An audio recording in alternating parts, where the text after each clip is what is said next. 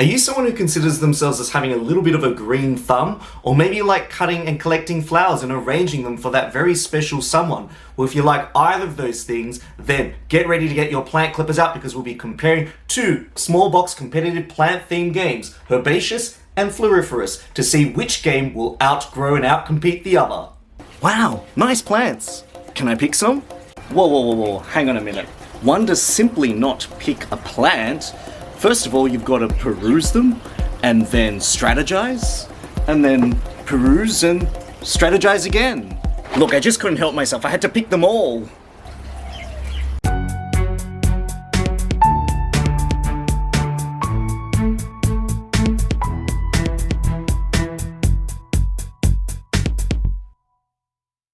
Have you ever wanted to grow your very own herb garden? Everyone dreams of having the perfect herb garden where they can grow, plant, and cultivate fresh herbs. It's kind of like a chef's dream. But that's the thing, right? We grow these green things, we plant them in the soil, we care and tend to them every day by watering them, but then one day we decide that they're ready to be yanked out of their habitat, thrown into a hot frying pan, fried to a crisp, and digest them.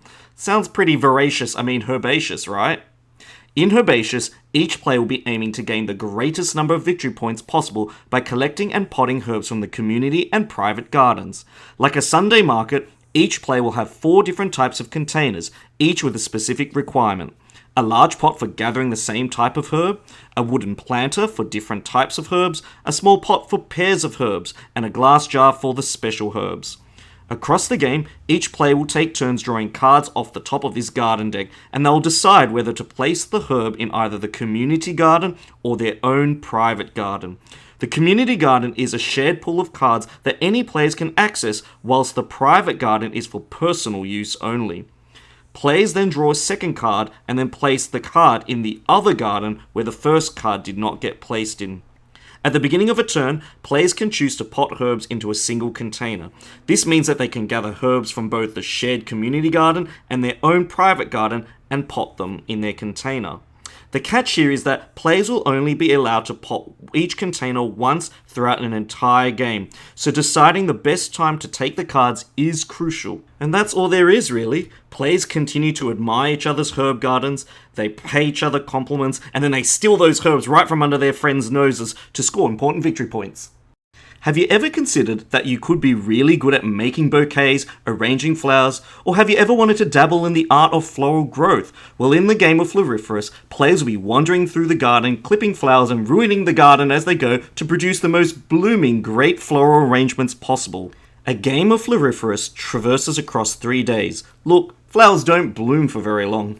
Each player's garden pawn will be allocated a row from the garden, and the order in which the players will pick their flowers will go from top to bottom in pawn order.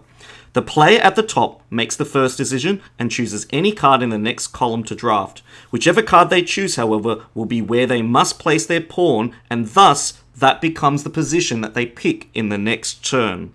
So, this king domino-like drafting mechanism means that the order that players will pick flowers will constantly change. Want to pick a rare flower in the next column? Then trade it off by picking a card in the top row. Each flower card has certain characteristics relating to its colour, insect attractiveness, as well as its floral species. Players on their turn can decide to draft a desire card. These desire cards provides players with their own unique endgame scoring conditions. It might be gathering the same species of flower, gathering flowers with a certain bug type, or even flowers of different colours. Additionally, within the deck itself, there are arrangement cards that have specific combinations of colour, bug, and species arrangements for additional progressive scoring opportunities. Sculpture cards provide extra points based on how many you gather throughout the game. Players can also gather stones on their travels. These stones help you to step up in your endgame points, as every 2 stones are worth 1 victory point at the end of the game. Bounty cards are public racing objectives that rewards players the earlier that they complete them. It creates a common level of tension as the game progresses. Overall, Floriferous is a game that's budding with opportunity and deep decision making. In terms of comparing the thematic immersion of both games, Herbaceous definitely has you feeling like you're planting sprouts, you're watering them, you're tendering to them and potting them, and waiting for the right moment for them to be cultivated into your collection. When you're looking at the theme of the game Floriferous, Despite the fact that the cards are beautifully illustrated, and I think they're nothing short of gorgeous, the fact that the cards themselves, or the flower species themselves, don't feel distinct enough from each other, or different enough from each other, that the art could have easily been replaced with icons or shapes, and the theme could have been completely different, and the game still would have worked. I feel like the flowers themselves are there just to be collected. What is thematic, however, in Floriferous is the idea of walking through a garden and taking what you want. Also, the arrangement cards that appear in the game, where you can collect a particular flower of a particular color, you need particular insects or particular species, and connecting them together, that feels lightly thematic in itself. But other than that, the game theme of Floriferous does feel like it's just dressed on top or watered on top. So in comparing the two, I would say that Herbaceous feels more thematic overall. Does anyone know where this goes? This plant's dripping with theme. So if we're comparing the card drafting mechanism that elevates and centralizes both games, in Herbaceous, the card drafting is all about being opportunistic, trying to wait for the right opportunity to maximize the cards that you claim that match the pot that you're going to place those herbs into. And part of it is finding the right timing. If you take it too soon, you might not be able to get as many points as if you had waited another couple of turns. Whereas in Floriferous, a lot of the card drafting is open, where you can see all of the different icons and different types of flowers out in the field, and picking what you want does influence the order that you pick in the next round. And that can create a really interesting moral dilemma in itself. I mean, do you go for a tulip? Or do you nab up a desire card that will score you lots of different points at the end of the game? There's quite a level of complexity that comes to the card drafting process that appears in Floriferous, which is probably a little bit more planned compared to Herbaceous. With Herbaceous, you do need to know the composition of the deck and how many copies of each card there are in order to gauge whether you should take a certain combination of cards from the community and private garden at the same time to pot them. So in terms of the card drafting element in both games, I feel like Floriferous does it better. Herbaceous and Floriferous are both essentially set collecting games, and what makes them different from each other, or even different from the other games? Well, I think one of the big differences is how you actually collect the sets. Now, I know in Herbaceous it's all about having the right pots and putting the right different herbs into them. But what changes Herbaceous is the fact that there's a private garden, and that you can kind of hoard the herbs that you really don't want other people to get. And you can kind of save up the herbs so that you can just really pot them at the right time to get the biggest amount of points possible. Whereas in Floriferous, the desire card system is a little bit more robust and gives players a little bit more ownership over how they want to tend it and look after their garden. I mean, players are collecting cards that have bugs in them, as well as cards of different colors and different species as well. Because players get to decide their endgame scoring condition, they can sometimes veer off the track and not pick a flower card and pick a desire card instead, therefore personalizing and tailoring their garden to their own needs. So in terms of set collecting mechanics, Floriferous has my pick. Floriferous, Herbaceous. Floriferous, Herbaceous. In terms of player interaction, Herbaceous definitely plays best at 4 players. When a player takes cards and pots them, there's that sense of indirect interference that interferes with all players' plans, that has everybody grumbling around the table.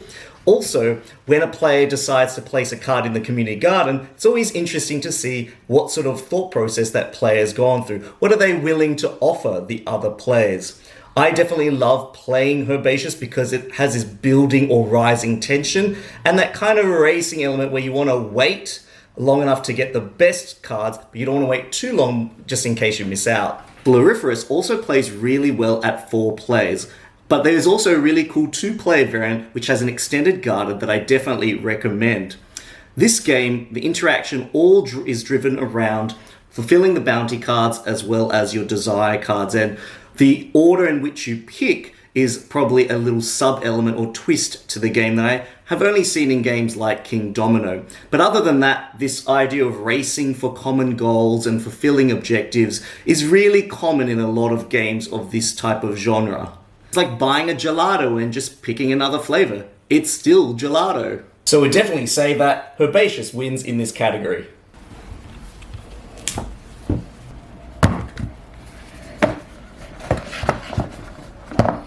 When you compare the meat and bones of both games, or is that leaves and roots? Well, in terms of the strategy in both games, they both offer very different experience. In Herbaceous, drawing cards on your turn and the sequence at which the herbs appear and where they go on the play area is going to really influence the flow of the game. I mean, that first card that you draw, you've got to really decide whether you're going to keep that card and hoard it for yourself to favor your own strategy, or you're going to give it to your opponents and put in the community garden so that they can have it.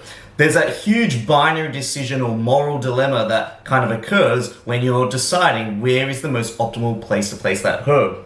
Players are often observing the other players, especially towards the end game as some of the containers fill up. Noticing what containers your opponents haven't filled up is really crucial for also influencing how you're going to decide where the herbs are going to go. So if a player is going for pairs of herbs, you're really going to try and make sure that there are pairs of herbs in that community garden as well as in their private garden. So that level of deciding where things goes becomes more important as the game curves out. I like in Floriferous the strategy where you can decide which desire cards you want to draft. If you've got a lot of yellow cards, then drafting that card that triggers points for yellow at the end of the game is super crucial. Maybe going for diversity of buds, or maybe going for all of the same flower species. Whatever you do, this game is all about being the early bird catching the worm or being the first person at the flower market. The idea that the turn order changes means that the decisions that you're going to make on the next turn are going to be branching, because do you go for one at the top of the column so that you get a first pick at the subsequent column, or do you pick something that somebody else needs? And that might even be picking a desire card that an opponent needs to deny them the opportunity to score really important points at the end of the game. So in terms of the depth of strategy that players can engage with, I would give this win to Floriferous.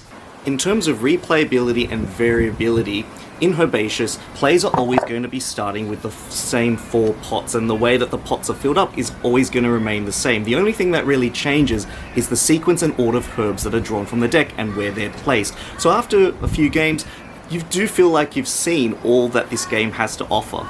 In terms of replayability, the bounty cards and the desire cards that appear in each game is going to be different, and the combination that they appear out in the garden as well as above the garden is going to be quite varied each time, and that means that the challenge and the goals of the game are going to feel different each time you approach a game of Floriferous, which I actually really like. So I think for replayability value, my award goes to Floriferous. In considering my final decision, this is a pretty tough one. Now, I really love the high replayability that Floriferous has, especially with the desire cards and the ways that the different flower cards are laid out and picked each turn. Whereas in Herbaceous, I just really love the rising tension that the game has to offer, and I think it provides for some really cool and memorable tense moments. But in terms of which of the two I would recommend as the better game, it would have to be Floriferous! So, the Plant Award goes to Floriferous as the game that I would recommend. Thank you once again for joining me for another Board Game Sanctuary video. If you thought this video was super helpful and you would like to see Board Game Sanctuary grow, please consider giving me a like, a subscribe, and also sharing this video with your friends and family. If you want to also support Board Game Sanctuary, please check out some of my other amazing board game content on this channel. Don't forget to subscribe for more, check out my Patreon page, and if you want all the latest news updates, head over to my Facebook page. This is Danny signing out. See you next time as we grow more plants and grow more cool board game experiences. Goodbye.